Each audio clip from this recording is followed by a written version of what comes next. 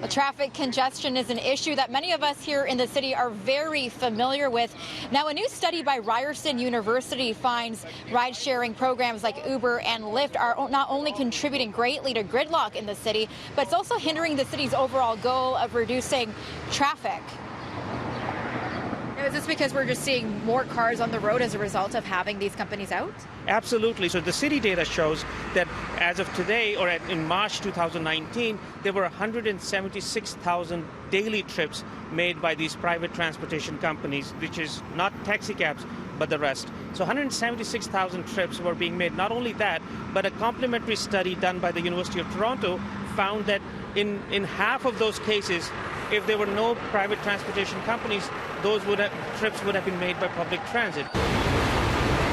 This study by Ryerson's Urban Analytics says the city needs to take a second look at its rules for ride-sharing services if it wants to clear out the roads and reduce car pollution.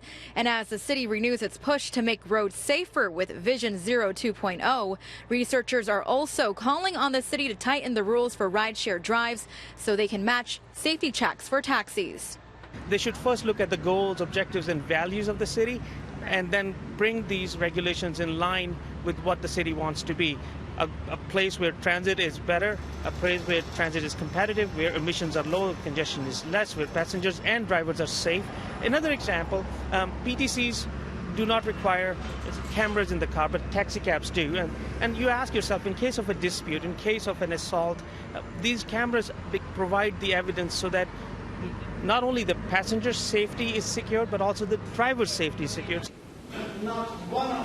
Council's Licensing and Governing Committee met today to discuss the exact same issue. Councillor Jim Karagianis says further review is needed. They have a report go through that does not answer those questions. It doesn't answer the questions on safety.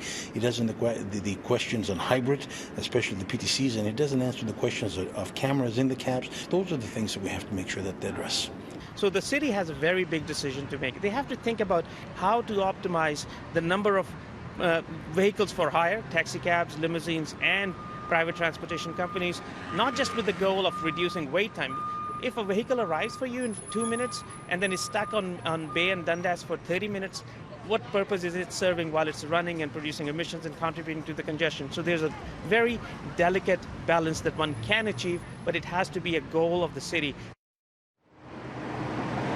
Now, happening right now at City Hall, that committee meeting is taking place. They are discussing this issue with private transportation companies, and this is the first time they are tackling this since 2016.